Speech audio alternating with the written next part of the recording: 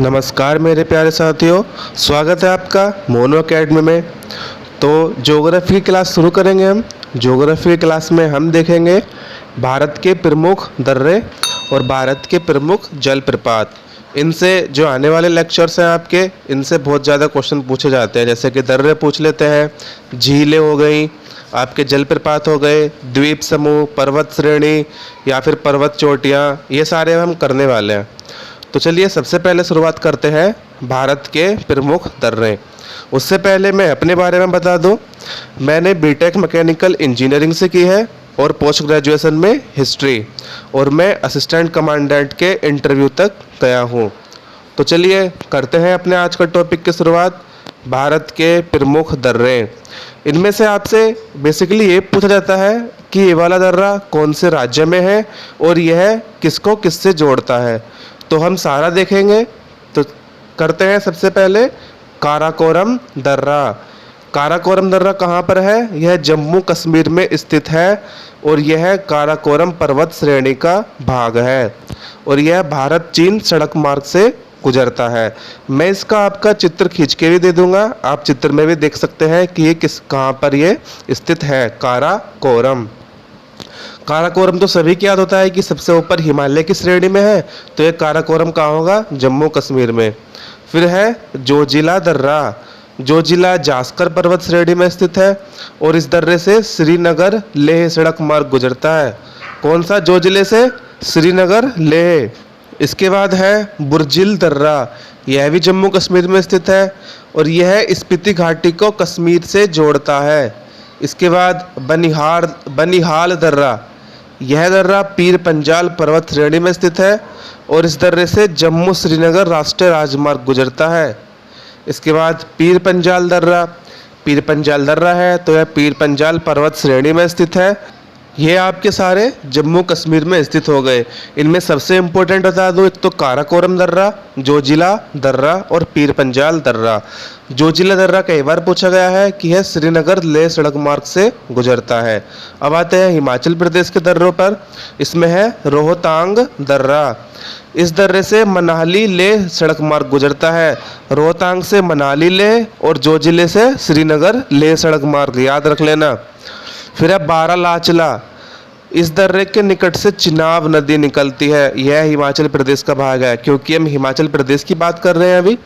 फिर है सिपकिला दर्रा। सिपकिला दर्रा कई बार पूछा गया है। यह हिमाचल प्रदेश एवं तिब्बत की सीमा पर स्थित है और इस दर्रे से भारत एवं तिब्बत के बीच सड़क मार्ग का निर्माण किया गया है। फिर है लिपुलेखला दर्रा। यह भारत एवं चीन सीमा पर स्थित है और अभी आगे है हमारे उत्तराखंड के। यह उत्तराखंड के पिथौरागढ़ जिले का भाग है और इसी से कैलाश मानसरोवर की यात्रा की जाती है। लिपुलेख के बाद अब नीति दर्रा। यह भी उत्तराखंड में स्थित है। फिर माना दर्रा।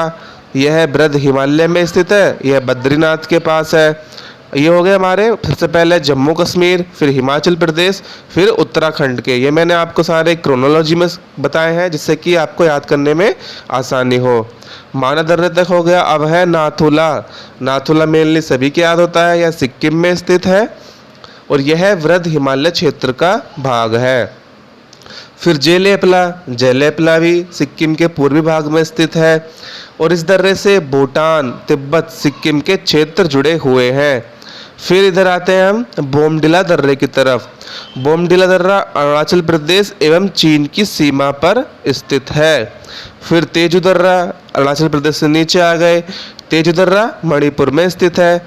फिर आते हैं हम साउथ की तरफ, थालघाट, भोरघाट और पालघाट।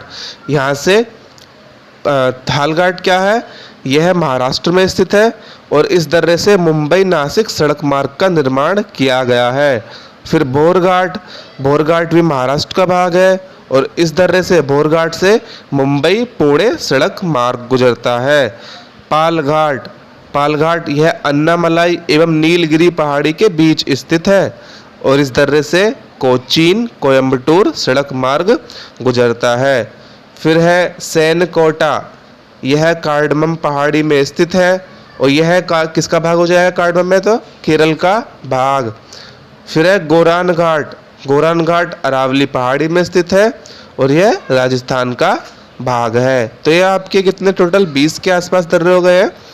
तो सबसे पहले काराकोरम, जोजिला, बुर्जिल, बनिहाल, पीर पंजाल।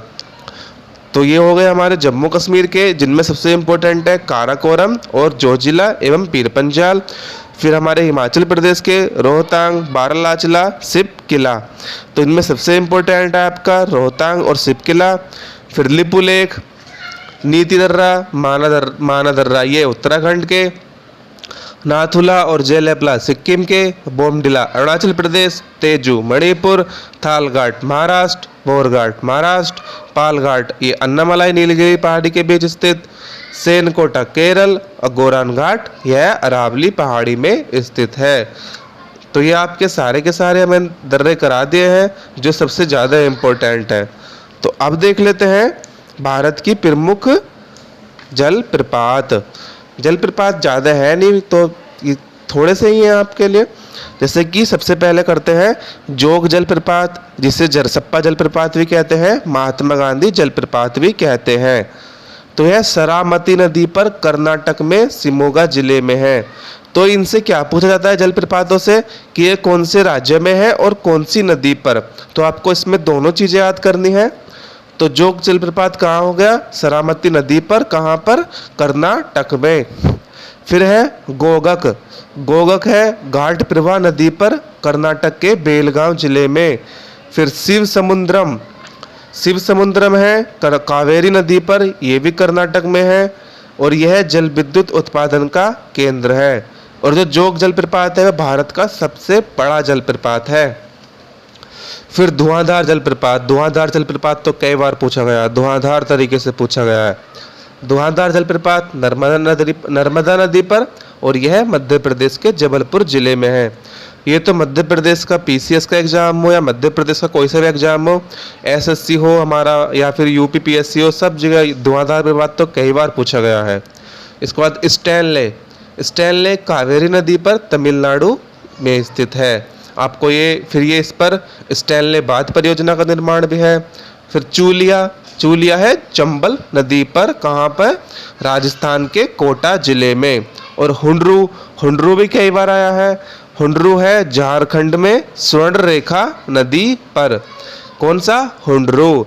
फिर है चुनचुनकट, चुनचुनकट है कावेरी नदी पर, कर्नाटक के मैसूर जिले में, इसके निकट चुनचुनकट गांव भी है।